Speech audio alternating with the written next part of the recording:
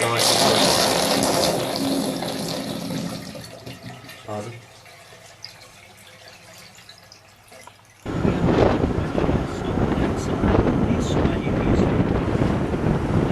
Museum was founded in 1827 and is Australia's oldest.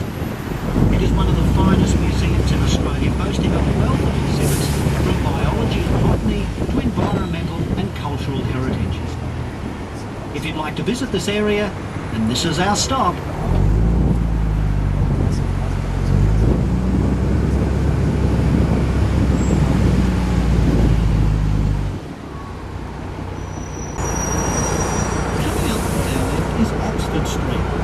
Oxford Street today houses numerous shops selling jewellery, books, music and clothes, to name just a few.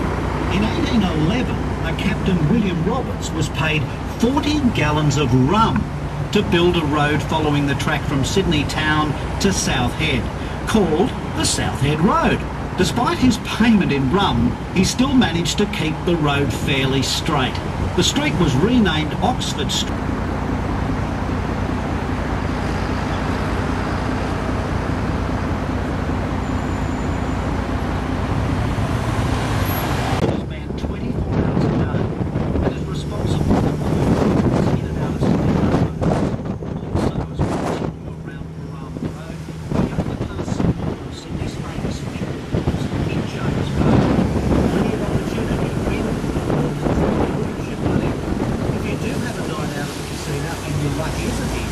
Don't despair. At least 3 buses operate a free service from Star City to ensure you get home safely.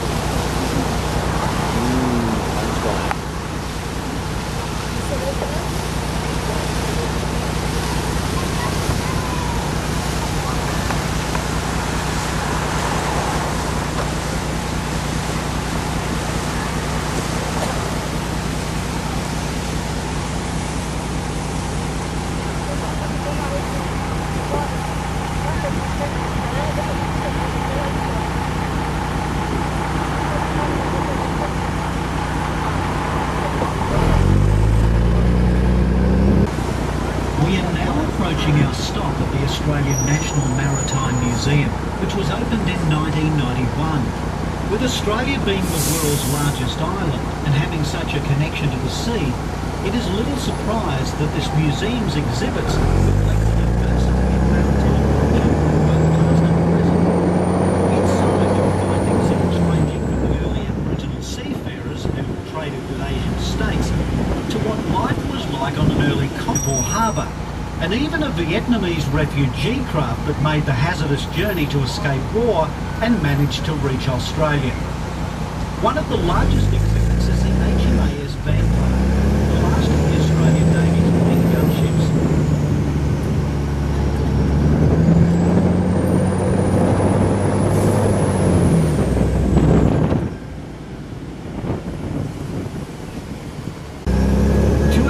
Is the shopping area known as Harbourside.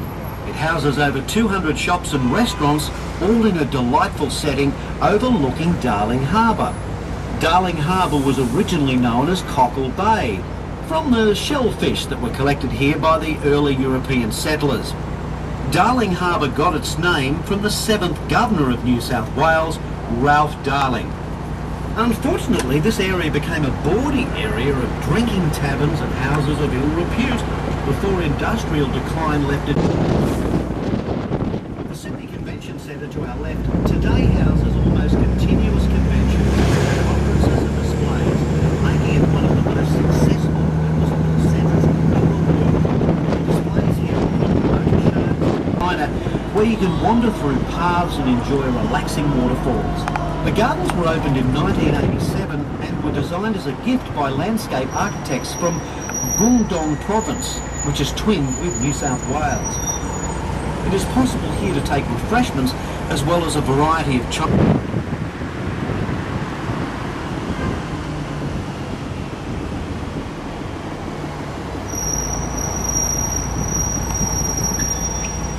Golden M. Just right outside Chinatown.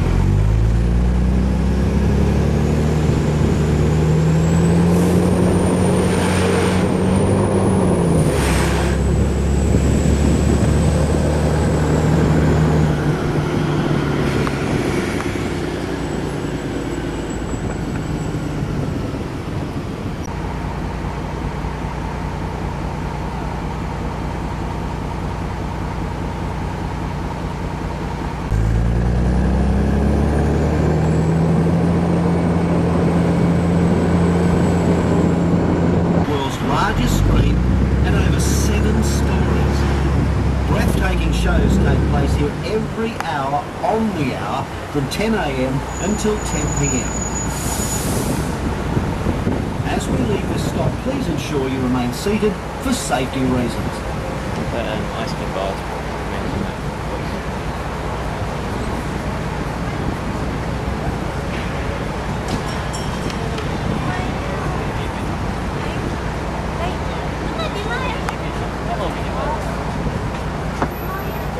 Enter one of the newest areas of Darling Harbour, King Street Walk. This area is a mixture of exclusive apartments, restaurants, cafes and bars. We are now approaching our stop here, where you can alight for a stroll along the esplanade on our left. This area was a military bathing area from 1813 to 1840. The esplanade is now home to the harbour cruisers, as well as showboats and floating restaurants.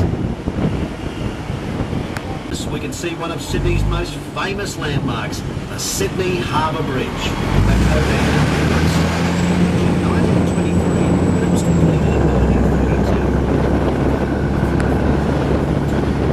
9 years during one of the worst depressions this country has seen, thus giving it the name of the Eye of the Governor. He rode forward on his horse and cut the ribbon with his sword. As you guessed, he was quickly led away by the authorities while the ribbon was put together with the sun. Today it is possible to climb the bridge that gives spectacular views. However, it is not for the faint-hearted.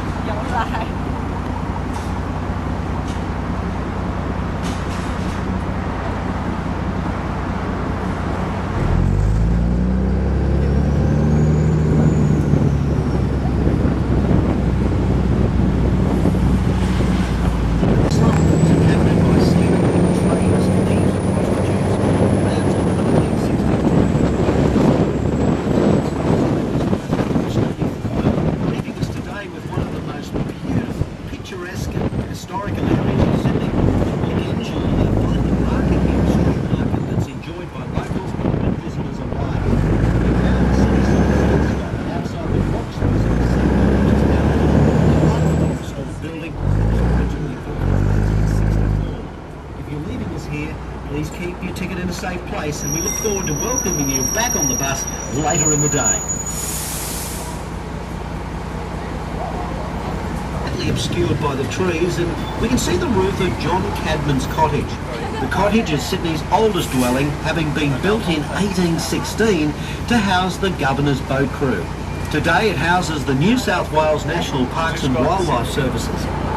Cadman's cottage stands on Sydney Cove, which is sometimes referred to as the birthplace of Australia, as it was here on January 26, 1788, 11 ships came pathway that was carved through solid rock with only picks and shovels.